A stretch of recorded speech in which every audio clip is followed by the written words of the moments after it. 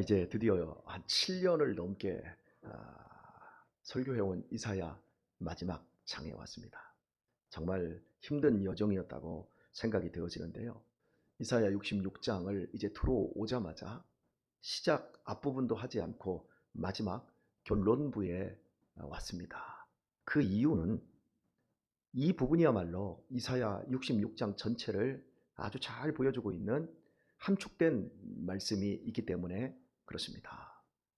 물론 이사야 65장이나 66장이 새하늘과 새 땅에 대한 말씀을 해주고 있고 이사야 66장을 아주 축소해 놓은 말씀이라고 할 수 있습니다. 그 중에서도 오늘 읽은 결론과 같은 이 말씀이야말로 이사야 66장을 아주 정확하게 보여주고 있다라고 할 수 있습니다. 먼저 말씀을 보면 오늘은 전체적인 관점에서 보고 이제 내일부터 이사야 66장을 아마 한 30분가량 설교를 해야 되지 않나 싶어요. 저도 제 자신을 잘 몰라요. 왜냐하면 이 말씀이 하도 길고 해서 그런 부분이 있습니다. 22절을 보면 나 여호와가 말하노라 나의 지을 새하늘과 새 땅에 하나님께서 구원의 복음으로 이 땅을 새롭게 할 그 복음의 역사, 영원한 구원, 생명, 천국을 의미하는 것, 그것이 새하늘과 새 땅입니다. 이 말씀을 해준 다음에 24절을 보면 그들이 나가서 내게 패역한 자들의 시체들을 볼 것이라 그 벌레가 죽지 아니하며 그 불이 꺼지지 아니하여 모든 혈육에 가증함이 되니라. 그 벌레가 죽지 않는답니다. 그 불이 꺼지지 않는답니다. 지옥을 얘기하고 있어요. 하나님이 영원한 비전으로 새하늘과 새 땅을 말씀을 하시고 곧바로 이어서 지옥의 상태를 말씀하고 있어요. 지옥의 상태로 이사야 66장 이 어마어마한 파노라마 같은 하나님의 이야기가 천국과 지옥으로 끝내요. 그리고 그 딱 사이에 뭐가 들어있나 보도록 하십시다. 23절입니다. 여호와가 말하노라 매 월삭과 매 안식일에 모든 혈육이 이르러 내 앞에 경배하리라. 매 월삭 한 달에 첫날을 매 월삭이라고 합니다. 그리고 안식일은 여러분이 아시죠? 이날 뭐 한다고요? 모든 혈육이 하나님 앞에 나와 경배하리라 예배한다 말씀하고 있습니다. 이제 느낌이 확 오지 않습니까? 천국과 지옥 사이에 뭐가 들어있어요? 예배가 들어있어요.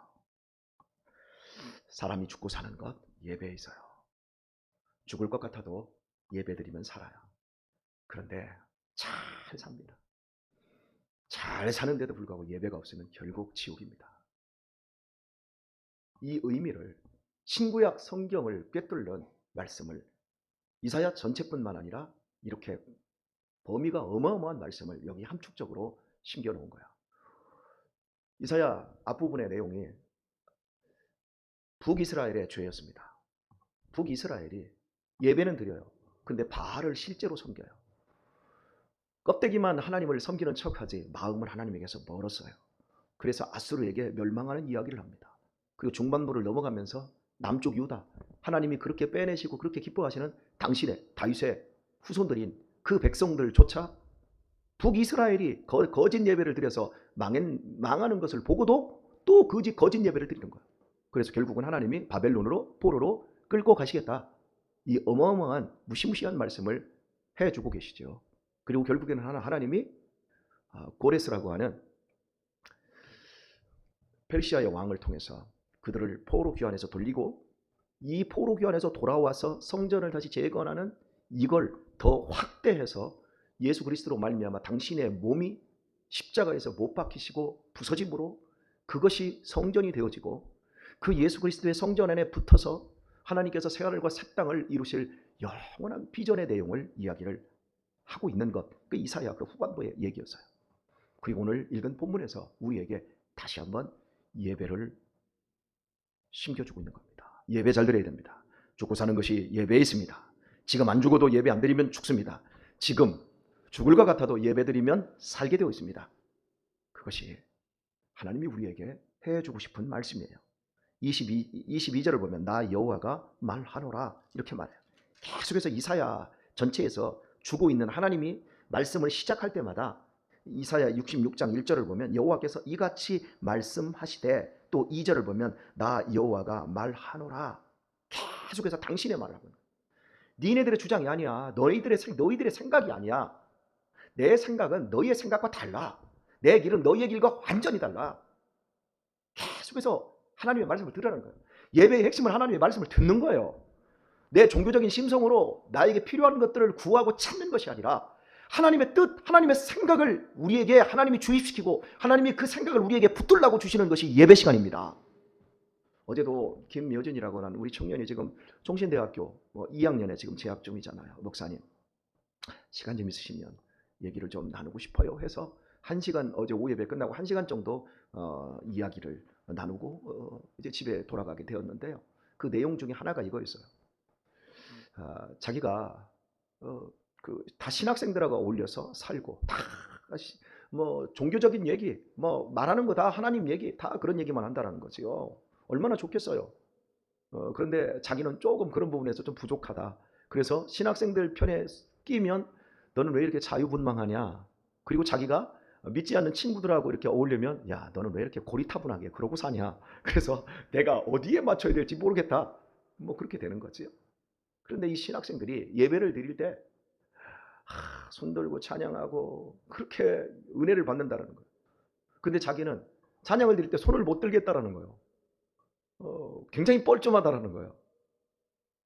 그래서 뭐가 그런지를 모르겠다. 근데 한 가지 특징이 있다면 이렇게 손들고 찬양했던 그 친구들이 목사님이 설교를 시작하면 다 찬다라는 거예요.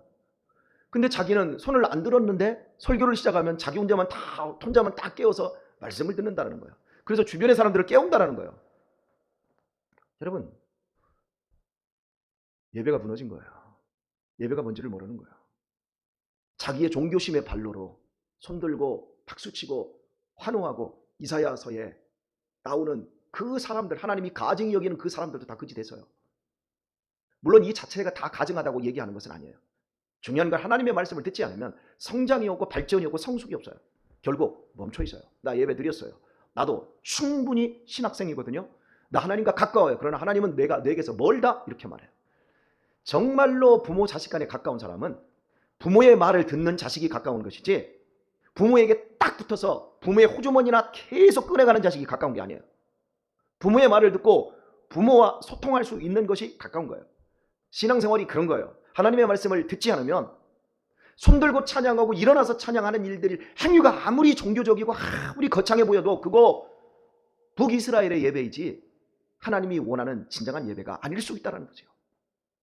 그래서 여진이가 그러더라고요. 목사님이 저를 그렇게 훈련시켜 주셔서 너무 감사해요. 말씀을 들을 수 있도록 저를 연습시키고 훈련시켜 주셔서 감사해요. 그 말을 하더라고요. 굉장히 기뻤어요. 그렇습니다, 여러분. 말씀을 듣는 거예요. 교회 와서 예배 시간만 되면 그냥 습관적으로 눈을 감고 자는 사람들이 있어요. 우리 교회는 딱 2명 있어요. 근데 그분들을 깨우면 안 돼요. 그분들을 깨우면 속된 표현으로 지랄을 떨 수 있어요. 그죠? 그래서 제가 웬만하면 안 깨우는데 이 습관, 옛날에 우리 교회 안수 집사님 한 분이 그랬잖아요. 그분이 교회를 나가신 분이지만 여기 오실 때부터 그냥 설교만 하면 자잖아요. 그러더니 결국에는 교사들 그렇게 힘들게 하더니 나 아니면 안 돼, 나 아니면 안 돼. 그러면서 계속 나 아니면 안 돼, 나 아니면 안 되는데 당신 아니면 안 되나 한번 봅시다. 해서 이제 결국에서는 우리가 이제 당회에서 좀 뒤로 물러나십시오 했더니 그냥 교회를 나가버리잖아요. 그리고 나가서도 또 여기 다니고 저기 다니고. 말씀을 듣지 않는 사람들은 방황하게 되어 있어요. 말씀을 듣지 않으면 진정한 예배를 드리지 못해요. 자기를 위한 예배가 자기를 향한 예배가 되어지는 거예요. 이러한 무시무시함을 이사야서가 우리에게 말씀하고 있는 거예요. 하나님께서 이제 좀 앞쪽으로 다시 와볼까요? 66절을 보면 66장 1절을 보면 여호와께서 이같이 말씀하시되 하늘은 나의 보좌요 땅은 나의 발등상이니 너희가 나를 위하여 무슨 집을 지을고 나의 안식할 처소가 어디랴 이렇게 말합니다. 하나님이 너희들이 손으로 지은 성전에서 너희들이 예배 행위를 하는 것 그 자체 거기에서 너희들은 나는 정말 손들고 찬양합니다. 나는 일어나서 찬양합니다. 앉았다 일어났다. 그런 게 문제가 아니라 생각해봐. 하늘과 땅을 내가 지었어. 내 발등상이고 나의 두루마리처럼 내가 다 펼쳐놓은 너희들이 무슨 집을 지어? 하나님이 원하는 자리, 하나님이 요구하심, 내가 너희들과 정말 가까워지기를 원해. 근데 너희들 가까워지지 않고 너희들은 집만 꾸미고 있어. 종교라고 하는 모양새만 그럴듯하게 갖추고 있어. 하나님의 사역과 하나님의 성품을 나타내고 그들에게 죄사함과 그들에게 거듭난 삶을 주시기를 원하는데 이스라엘 백성들은 막 성전만 가꾸고 있는 거예요.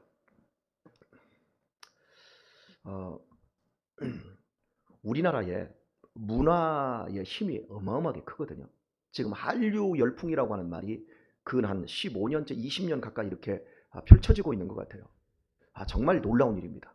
그런데 이 한국의 이 한류 이 부분을 제일 먼저 눈을 뜨신 분이 저는 올해 작고하신 이어령 선생님이라고 생각을 해요.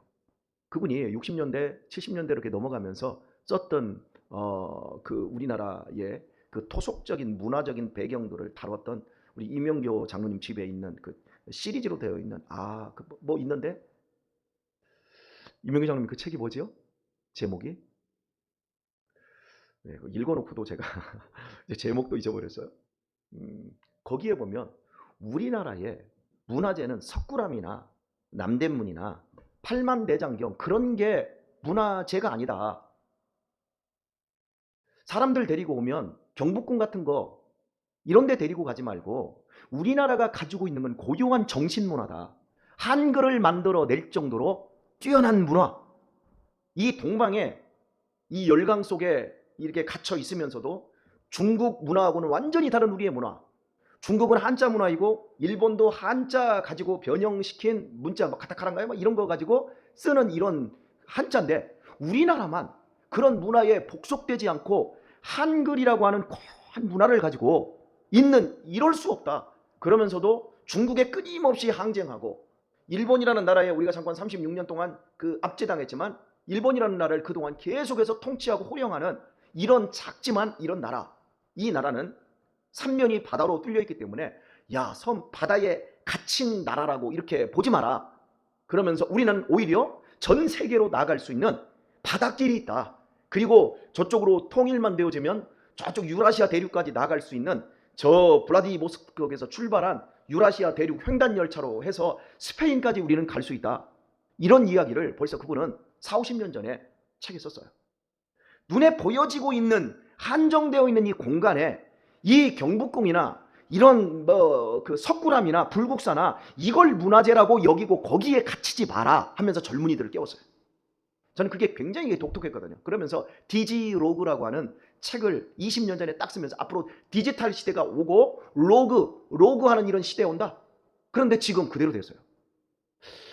제가 그걸 보면서 이렇게 시대 앞을 볼 줄 아는 사람들에 의해서 시대가 나아갈 수 있는 거예요. 그래서 88년 올림픽 때 그분이 굴렁쇠 그 올림픽에서 굴렁쇠 들고 가셨잖아요. 그 모든 그것을 다 세팅했던 총 감독이었어요. 여러분, 교회의 최고의 힘과 능력이 어디 있는 줄 아십니까? 예배에 있습니다. 예배. 건물에 있는 게 아니에요. 사람들이 모인 모임에 있는 게 아니에요. 하나님의 말씀에 있어요. 우리는 그 힘을 들여다봐야 돼요. 그런데 많은 사람들이 우리 교회 사람 많이 모여요. 우리 교회 돈 많아요. 우리 교회 건물 끝내줘요. 우리 교회 강단이요 이 교회보다도 넓어요. 우리 교회요 정말 대단한 교회요. 그런데 다 차. 어떤 교회는 목사님하고 장로님하고 싸워. 어떤 교회는 권사님들끼리 이빨 득득하러. 대부분의 교회들은 이제 밥 해먹을 사람 없어요. 우리 교회도 밥을 하면서 성도들이 그래요. 밥할 사람이 없어서 왔어. 아니요. 밥할 사람 그래도 많은 거예요. 우리 교회는.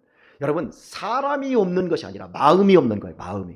마음이 하나님에게서 떠나버리고 진정한 삶이, 진정한 예배가 무엇이고 진정한 성도 제자가 되는 것이 무엇인지를 모르는 사람들이 많아지면 교회는 진정한 그 힘을 잃어버리는 거예요.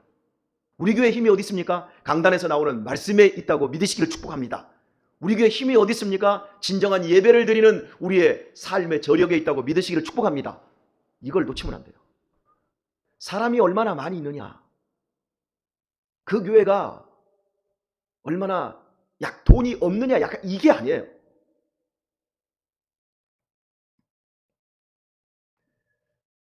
예배에 실패하면 지옥이 옵니다.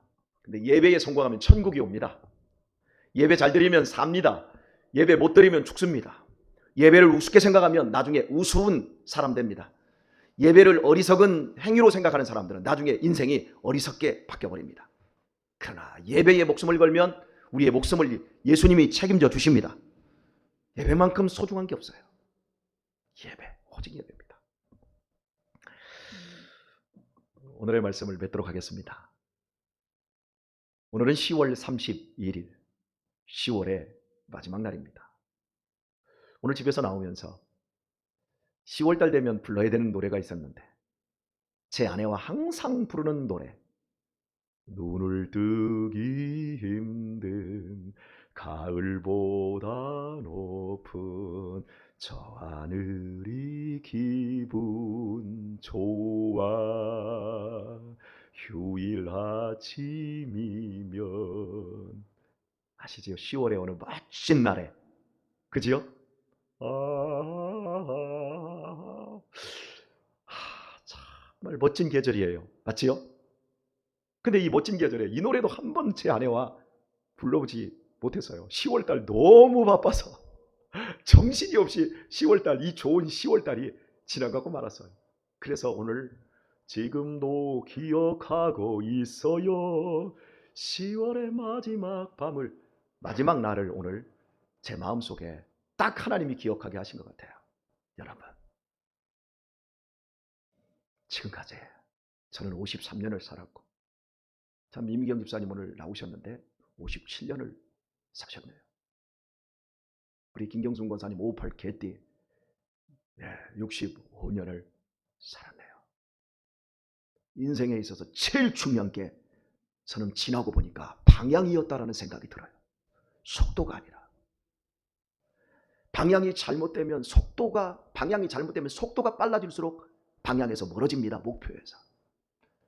제 어린 시절을 돌이켜봤더니 참 제가 예배를 열심히 드렸다는 생각을 해요. 그 방향대로 오면서 나는 아름다운 노래도 잃어버렸고 좋은 것들 다 놓쳐버린 것 같은데 지금 이렇게 행복하고 예수님으로 말미암은 이 축복의 자리에 있고 저 지옥이 아닌 영원한 천국을 향하여 나아가고 있음에 감사드릴 수 있는 제 마음 상태가 여기 있습니다. 저와 여러분 역시 마찬가지일 거라고 생각이 되어집니다. 오늘 이 하루 다시 한번 정리하면서 여러분, 예배로서 여기까지 오신 여러분, 앞으로 살아가는 모든 공간에서 우리 예배하도록 하십시다.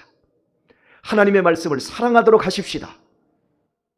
그리고 절대로 쾌락과 욕망이 이끄는 나의 길을 종교적인 것으로 포장해놓고 적당히 아우르며 가려고 하지 마십시다. 마지막까지 죽도록 충성하고 마지막까지 우리의 신앙이 녹슬지 않고 우리의 충성과 헌신된 진정한 마음이 하나님을 향하여만 있게 하도록 하십시다. 이때야 비로소 하나님이 너는 나의 택한 자이요 내가 너를 기뻐하노라 하나님 우리에게 말씀해 주실 것입니다. 오늘도 바로 그렇게 지금까지 잘해 오셨지만 오늘 또 그렇게 새롭게 출발할 수 있는 그런 새벽이 될 수 있기를 우리 주 예수님의 이름으로 축원합니다.